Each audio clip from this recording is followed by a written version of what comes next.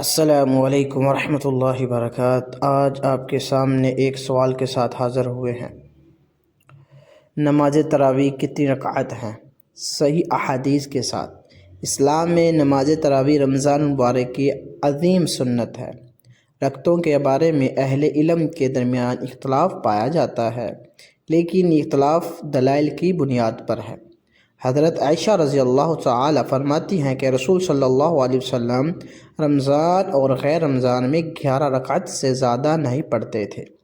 حوالہ صحیح البخاری حدیث 1147، صحیح مسلم حدیث 738، یعنی 8 رکعتیں قیام اور 3 وتر یا رکعتیں۔ حضرت عمر رضی اللہ تعالی عنہ کے دور میں لوگوں کو ایک امام کے پیچھے جمع کیا گیا اور 20 رکعت ادا کی گئیں۔ حوالہ موطا امام مالک حدیث 251۔ لہٰذا 8 رکعتیں بھی سنت سے ثابت ہیں اور 20 رکعت بھی صحابہ کے عمل سے ثابت ہے۔ دونوں درست ہیں۔ اصل چیز اخلاص اور خشوع ہے۔ رمضان کی رات ہے، فضا میں عجب سکون ہے، گلیاں خاموش ہیں مگر مسجدیں آباد ہیں۔ ایک مومن اپنے رب کے سامنے کھڑا ہے، وہ تھکا ہوا ہے، سارا دن روزہ رکھا ہے، کام کیا ہے، مشقت اٹھائی ہے، مگر جب مؤذن کی آواز آئی اور تراویح کا وقت ہوا تو وہ سب کچھ چھوڑ کر اللہ کے گھر پہنچ گیا، کیونکہ اس معلوم ہے کہ عام نماز نہیں، یہ مغفرت کی راتوں کی نماز ہے۔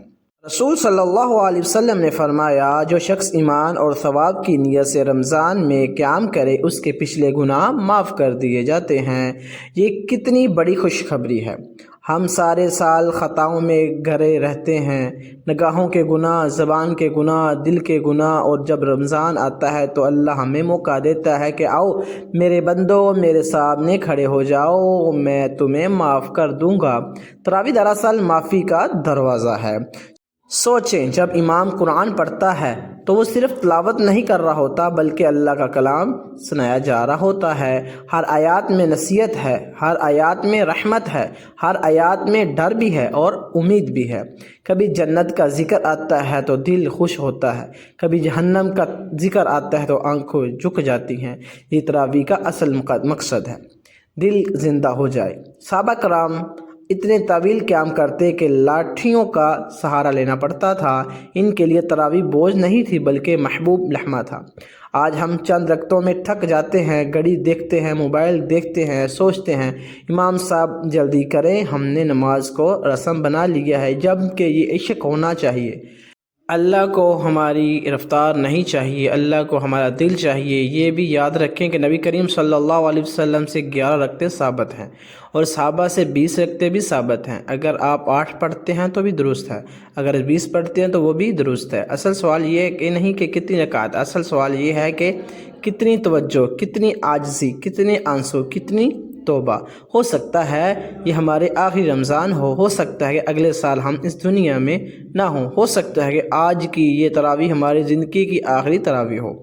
اگر یہ آخری ہو تو کیا ہم اسی طرح پڑھنا چاہیں گے جیسے عام دنوں میں پڑھتے ہیں، یا ہمیں چاہیے کہ آج کی رات اللہ کے سامنے ٹوٹ جائیں، رو پڑیں، اپنے گناہوں کا اعتراف کریں اور سچی توبہ کریں؟ تراویح صرف نماز نہیں، یہ تعلق کی تجدید ہے، یہ اللہ سے دوبارہ جڑنے کا نام ہے، یہ دل کی صفائی ہے، یہ روح کی غذا ہے۔ جب آپ سجدے میں جائیں تو دل سے دعا کیا کریں، اے اللہ مجھے کمزور ہوں، میں گناہ گار ہوں، مگر تیرا در نہیں چھوڑوں گا۔ اے اللہ مجھے معاف کر دے، میرے والدین کو معاف کر دے، میری اولاد کو نیک بنا دے، میرے حال پہ رحم فرما دے۔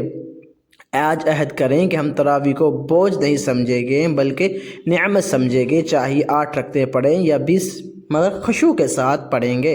موبائل کو بند کریں گے، دنیاوی باتوں کو چھوڑیں گے اور صرف اپنی رب کی طرف متوجہ ہوں گے، کیونکہ کامیاب وہی ہے جس کا رمضان بدل جائے، جس کی راتیں بدل جائیں، جس کا دل بدل جائے۔ اللہ تعالی ہمیں سچی توبہ، سچی تراویح اور سچی مغفرت نصیب فرمائے، آمین یا رب العالمین۔ تو ملتے ہیں انشاءاللہ اگلی ویڈیو میں۔ السلام علیکم ورحمۃ اللہ وبرکاتہ۔